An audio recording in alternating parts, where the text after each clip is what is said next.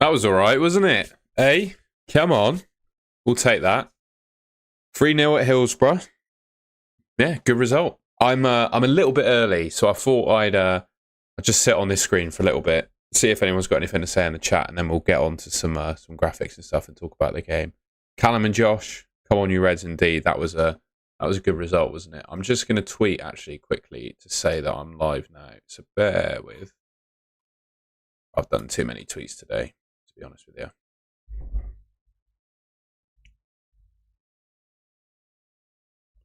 I think I read a stat, Hood, that with 2 away wins off of Manning's record, 2 or 3 away wins. Premier League, here we go. We'll see. I mean, Sheffield Wednesday were atrocious, weren't they? They were really bad. All we needed was that first goal, and then it all went from there, didn't it, basically? Let's go. Right. Some graphics. I'll just move this around a sec. There you go. Might have been the worst team I've ever seen. Yeah, they were. I did a tweet, and I'm not going to get too carried away, but I think it's basically saying what Hood has in terms of the most comfortable he's felt with a Bristol City team since like 2014. Just going to move my mic a little bit. There we go. I'd agree with him. I think, look at that starting 11 right there. The 11 that played. Tell me a better Bristol City starting 11 in like the last maybe 10 years. There aren't many, if at all. So yeah, it's really strong 11. Yeah, we haven't played I agree with STH in terms of who we've actually played. We've not played a top 6 team in terms of actual top 6 this season. Obviously, we played Sheffield United to kick things off, but they're woeful. So they're hardly a yardstick, but we're a good team. What I've done, I was watching the game on Robin's TV from Australia. I've travelled from Australia all the way back to Bristol in the space of the last hour, which I'm quite impressed with. I think you must be too. And yeah, I've got like a sort of minute by minute sort of run through of the game. So we'll talk about what happened. Based on the game, right? Most of the stuff happened in the first half. Right, the second half was not so fantastic, but yeah, I say it was good, right? It was solid, but the first half's where all the action happened. And I got to say, it started off with me getting a little bit worried. So Wednesday we had kickoff. Scott Twine had the kickoff. They won the ball back very quickly, and they had a good high press. But then in the second minute, all of my worries went away. Viner, who by the way I thought had, I'll be honest, I thought Viner had a pretty perfect game, but I didn't see anything that he did wrong in that game at all. He fed Reese with a really nice channel. Well, it wasn't really a channel ball, it was a through ball in behind. He got on the end of it and he was pushed to the edge of the box by one of their defenders, and it just didn't come of anything. I think he got a little bit unlucky with how the ball fell for him. But yeah, in the third minute, we had Viner playing another really nice channel ball. So his balls on that channel all game were, well, in all of that first half were perfection. And we won a corner from that channel ball. Scott Twine delivered the corner. It went back post. McCrory headed it back. They sort of headed it half clear. It fell to Adam Randall. He fed the ball to Mehmeti, who then fed it to Dickey. So Mehmeti was like on the corner of the box, squared it across to Dickey. He had his head up before he saw the cross come in. It was perfect. Dickey, his shot wasn't great. It was going wide. It hit Amas, didn't it? It was going wide. Amas was like wide of the goal. It hit him and then just went in off Amas, unfortunately. But yeah, so we don't get the Dickey goal or the Mehmeti assist for that one. But yeah, happy with that. What else happened? Yeah, in the 9th minute, so Emil Reese, he was up against, it must have been, I think it was Valerie and it might have been Iorfa. But he was up against both of those. He won the ball high up against Valerie, got in behind, and he just had a heavy touch when he did. I thought he should have scored from that opportunity. So that would have been 9 minutes, 2 goals up. But then in the 17th minute, Knight fed a great pass to Mehmeti, who then slotted through Emil Reese. Lovely finish past Horvath, through Horvath's legs for the second goal. And then 21st minute, there was I wanted to shout out this play because it was a lovely bit of play to get past Iorfa by Mehmeti, but he tried to Trivela the ball through to Emil Rees and it just didn't work out. What else happened? Yeah, I've got another good, just notes of really good channel balls by Viner. So he played a really nice one to Twine as well. That was a pretty random thing to say. And then in the 32nd minute, our third goal came. Sheffield Wednesday, they were dead in the water, basically. Calm and composed by Mehmeti. They were kind of, I don't know if they were caught out by a lot of the game was winning the ball up high for us, but Sheffield Wednesday were kind of caught out, which just left Mehmeti completely free up against absolutely no one. And that's where the goal came from. He was absolutely brilliant. And then I did notice one thing in the first half. 37th minute is kind of when we started dropping off, I guess, a little bit. We were a bit all over the place defensively. They almost caught us out, and Ugbo should have scored from a good cross they put in. But yeah, that was basically the only sniff they had all game, was that Ugbo chance. And then in the 39th minute, it could have been 4-0. So I counted in the first half 6 genuine goal-scoring chances. So we could have been 6-0 up in the first half, I think, if we actually took all of the chances that we got. But yeah, Mehmeti got himself through in behind. He rounded Horvath, but the touch was a little bit too heavy where he rounded him and he hit the side netting, which was a little bit unfortunate. And then what have we got? Half-time, we saw some substitutions. So George Tanner came on for Rob Dickey. Gerhard Struber, I listened to his post-match presser. He said that Dickey felt something with his calf. I don't think it's a serious injury, but it was enough for him to take the precaution. So Tanner came on. He replaced Viner in that sort of right centre-back position, and Viner went into the middle. So that happened. That was basically the main talking point for the start of the first half until the 60th minute when we had 2 more subs. So Max Bird came on for Randall, and Yu Hirakawa came on for... Who did he come on for? He came on for Sykes, didn't he? Sykes didn't look too happy about being subbed, I noticed. And interestingly, Randall came off again for Max Bird, which if there was ever a game to do it, because we've seen in previous times this happened and we've gotten worse as a result, but if there was ever a game to do it, it was this game, right? I just felt we had we wanted to... I think a player of Bird's type to come in for Randall may have helped, and Struber probably thought that as well. And then in the 63rd minute, McCrory and Mehmeti combined in the box. It was great play actually by Max Bird to kind of set them loose with a good looped pass, I think it was. And yeah, Anis Mehmeti hit the post there. In the 64th minute, almost straight after that, Twine shot from about, just on the halfway line, nearly caught Horvath out with the bounce. Because I remember that the end that we started off defending and Sheffield United were defending in the second half, there was loads of sun, basically, and the goalkeeper in that goal had sun in their eyes, basically. So I think Scott Twine had a go. And then I think the final chance came in the 75th minute, where Mehmeti did a couple of step overs and a bit of a jink, sort of this area of the box, cut inside, sent Valerie, not flying, but he sent him, and had a shot that went wide. And that probably summarises the stuff that happened in the game. But overall, really good performance. First half was fantastic. Exactly what I think Gerhard Struber would have asked the players for. And we kind of just sat off a little bit in the second half. The game became a little bit bitty. That was probably partly down to how Sheffield United set up. They probably didn't want to go behind anymore in that second half. But also, I don't think we were necessarily clinical enough in that. Well, I wouldn't say clinical, but, we didn't attack as much as we could have done, I don't think, in the second half. But obviously, you take that. Comments on Sheffield Wednesday. I mean, they were woeful, weren't they? They were woeful. It took us 1 goal, basically. All we needed was that first goal, and then it was game over, because I don't think they really offered anything from an attacking perspective at all. Barry Bannon didn't really do anything in the game. I thought Palmer... Did he bring down McCrory on the edge of the box? Or he put in a cynical challenge in the 55th minute just before he got subbed. I think he was lucky to stay on the pitch, to be honest. And that was the reason that he got subbed, I think, for that yellow card. But yeah, let's have a quick look at the chat before we go player by player. We need Antonio. Interesting. I may have used a VPN.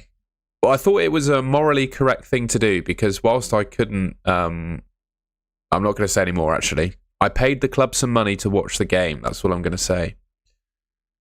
Brandon, didn't watch the game as I had a football match, but what a win. I hope you won your game as well. Last season would have made that game difficult. Ruby, what a game. Opinions, I'm giving them. We do own Sheffield, yeah. We've got quite the record against Sheffield. I've set all of my swimming PBs that currently stand against my name were set in Sheffield as well. So there's something special about that city. Would be interesting to see if we're in this position in January, whether the board will sanction some new signings. Yeah, interesting. Nick, nice result as Wednesday have been shown to fight, if nothing else. Can't complain much. Though I thought Reece should have been brought off sooner. I agree. I'd have liked to see him maybe rested a bit sooner. Ollie, how good is Reece? He's incredible, isn't he? He is just the perfect striker for Gerhard Struber. Yeah, really pleased with Emil Reece. He could have had a hat-trick today, to be honest. I don't really know much about the free agent market, Nathan. And Ollie, we are third. Can't believe it. I agree. We'll go player by player then and talk about their ratings. Vitek didn't have much to do, did he? Collected a few crosses. That was about it. He didn't have a magnificent save to make today. Should we go player by player and do a player rating? So I'd give Vitek. He's got a 7.6 in FOTMob. He obviously didn't put a foot wrong, but he also didn't really have anything to do. He's probably a solid 7.5, isn't he? Viner, honestly, I couldn't fault him. Today. I thought Viner was pretty much perfect today. Really good passing, defensively really solid. Couple of good headed clearances, if I remember rightly. Didn't see him get beaten really. I thought Viner was really, really good today. I'd give him. It was almost a 9.5 performance, I'd say. 9 for Viner. I thought he was magnificent. They obviously didn't have a load of defensive work to do, but I genuinely thought he was magnificent. Dickey, he was good in the first half. I'd say 7, 8 for his performance in the first half, but yeah, got subbed off obviously at half time, so didn't complete the game. It's interesting to see FOTMob give Atkinson a higher rating than Viner. Atkinson obviously had a really good game as well, to be fair. I thought he was strong. I'll probably give him an 8, something like that. Our two wing-backs, Sykes and McCrory. Sykes getting subbed on 60 minutes. He didn't... Most of the game was down the left-hand side, I felt, with Mehmeti and McCrory, really. Sykes and Twine were quieter, I would say, than Mehmeti and McCrory. So I don't think Sykes necessarily had a bad game. He just didn't have much to do. There wasn't much of the game with him. So, yeah. I thought Jason Knight was very good today. You could argue that he started the season being the better one out of him and Randall, but I think today he slightly edged it in terms of performance over Randall. But Randall getting subbed on 60 did annoy me a little bit. If it was me, I would have done exactly what Gerhard Struber did against Hull in terms of bringing on Max Bird, should I say. I'd have probably brought off Twine and brought on Max Bird and kept Randall on for 90, to be honest. I thought Randall was really good. He did make the first goal. He found Mehmeti for that run, didn't he? He crossed it in, so yeah. But then Jason Knight also made a goal as well, to be fair, with one of his passes. So, yeah. Randall was good, wasn't he? McCrory, another excellent game. What I really like about McCrory is he loves to scrap with the opposition fullback as well. Him and Valerie had a little bit of a battle going on. And what's nice about him is he gives you an out ball on the left hand side as well. You know, he ticks all the boxes for that attacking asset, getting in the box or whatever. But he also, every time you've got, in terms of VTech, he knows he's got a long ball to the left hand side because you can back McCrory to win his battle and win his header. I thought he was really good. I'd give him 8. Twine, one of his more quieter games, I would say. He was still good, but obviously less involved than in previous games. So yeah, he's a sort of 7.5 performance. I will go Reece next.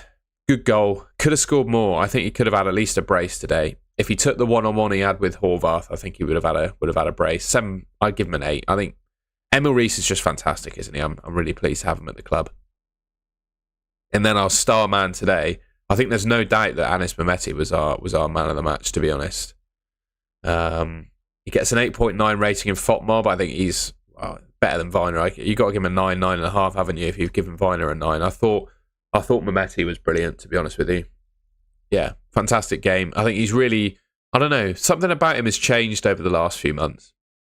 He seems to have, whether it's the system getting the best out of him or whether he has just genuinely matured and improved as a player, I think it may be a bit of both. But he's been fantastic to start the season. And the one concern that I have is our two best players in this game, Viner in my mind, in terms of his, well, I wouldn't say he's best, he wasn't the most effective, but I thought he had a really good performance. And Mehmeti both have less than a year left on their contract, and I don't know if they're going to re-sign. I thought they were both excellent today, and I am worried about that. I've just got some tweets that I've bookmarked. I was sat here at my desk watching the game. I've been full on YouTube today. I did a deadline stream this morning. I'm working on an FPL video to go out this evening, so I was just tweeting during the game. That was what I heard from Struber on Dicky. It was in his usual Struber English. So he said he had topics with his calf, so we protect him. So I would say he was feeding his calf, so he got subbed at half time. In other events today, so obviously we won 3-0. Semenyo scored. Alex Scott scored. It was assisted by Semenyo for Bournemouth. Lloyd Kelly scored for Juventus. Andy Weimann scored a last-minute winner for Derby. And Naki Wells scored. And I heard Sam Bell got an assist too. So basically, anyone and everyone related to Bristol City had a good day today, I think. I may have mentioned this already, but I think, if I remember rightly, I counted 6 genuine goal-scoring opportunities in that first half. So it could have been more than just 3. The third in the table. I did a little meme relating us to Suarez, Messi, and Neymar are our front three at the moment. Josh with the, what do you call that? Is that a quintuple? 5 trophies? Josh relating our win in our performances in Sheffield to that Barcelona team.